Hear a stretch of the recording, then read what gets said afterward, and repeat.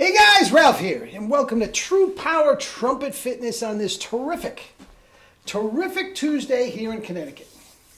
Anyway, just got in from voting. Took me about an hour and a half.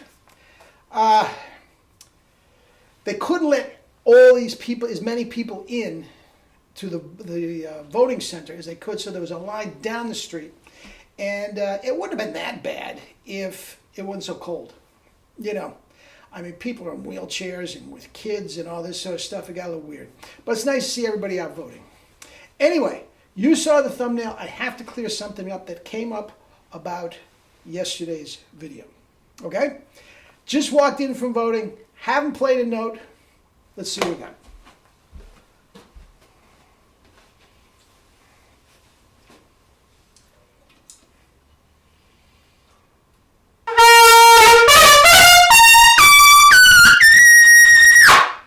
Man.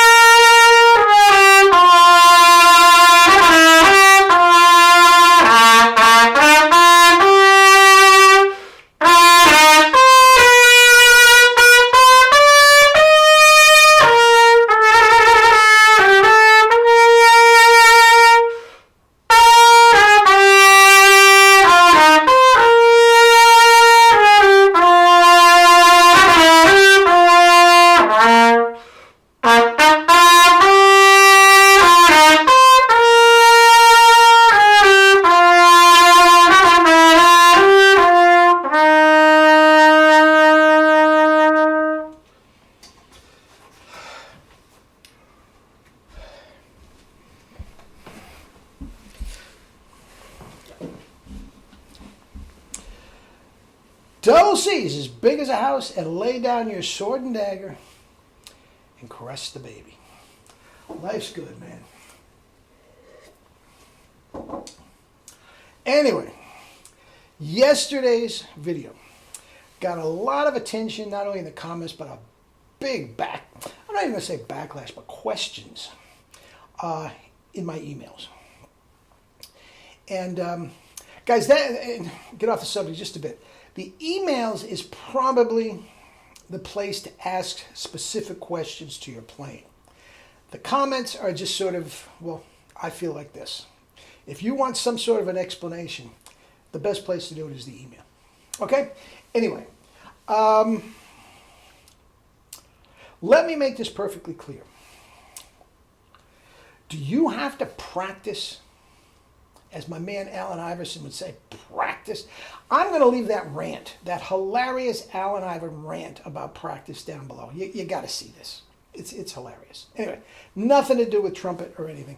Nobody compresses like Allan Iverson did, but anyway, that's a different story. All right, where were we? Okay. Do you have to practice to be a great player? Yes. Absolutely. Doc Severinsen it is. Absolutely 100%. I am not saying you don't have to practice to improve. I'm not saying that at all. I am saying since we are not developing muscles like we do in all the other conventional systems, those systems, absolutely you have to practice. Because of the tension involved, you have to work that out one way or the other. Since we have no tension at all, preferably in our corners, we do not need practice to develop the chops or keep the chops where they're supposed to be. All of the great players had very, very little practice. I remember talking to Maurice Andre. All he ever talked about is that he didn't have time to practice. He did pretty well. Harry didn't practice, Maynard didn't practice, Horst Fisher didn't practice. Guys, the great chops did not have to practice. Now, something came up, very, very nice, interesting comment, if you want to check it out from yesterday. Said, Ralph, I agree with everything you're saying, but what if somebody came to you with a completely screwed up embouchure and you changed it around? Wouldn't he have to practice to get the embouchure right? Yes and no. And I didn't answer him on the, just too big of an answer. As you can imagine, you'll see in a minute on the comment. Yes and no. Guys, fact. I've done it with absolute beginners, kids that have never played before. If you get your tongue and your chops in the right position, you have great chops. Go right up to double C. Great chops with a beautiful sound. I've done it before. It will happen again. It was rare, but it can be done. 10-year-old kids playing double Cs. Not monsters. They had to work on stuff, and they had no musical background. That had to be worked out, but the chops were there.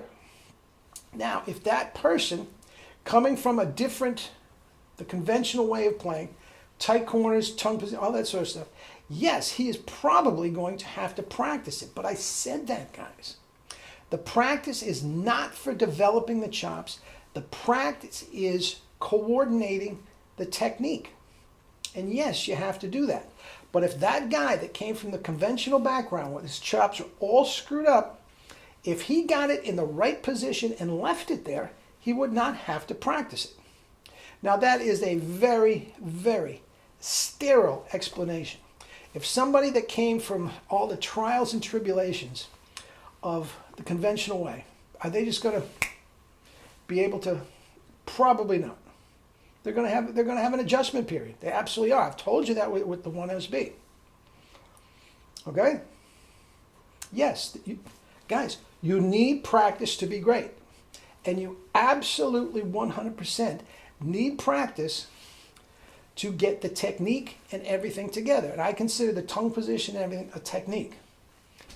Now, when I'm away for 2 weeks, when I've taken 4 days off, whatever the case may be, and I come back, the chops themselves feel stupendous.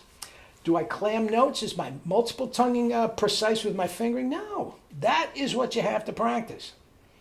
But guys, if you are a great musician, if you have perfect pitch, if you have total musical recall like John Faddis, you don't have to practice. You absolutely don't have to practice. He doesn't. He did it one time to learn the music and all that. Yes, you do have to practice to get all of that ingrained. Now, I said before, I have the Brandenburg chops sitting right there, no problem. If I played the Brandenburg tonight, it would be a clam bake because I haven't been practicing 4 or 5 hours a day. That's where the practice comes in. Now, in a very isolated situation where a guy with messed up chops, yes, they're going to have to get some work. But it is not. You're doing the practice to get the combination of relaxed corners, tongue position, and lack of air. That is what you're practicing.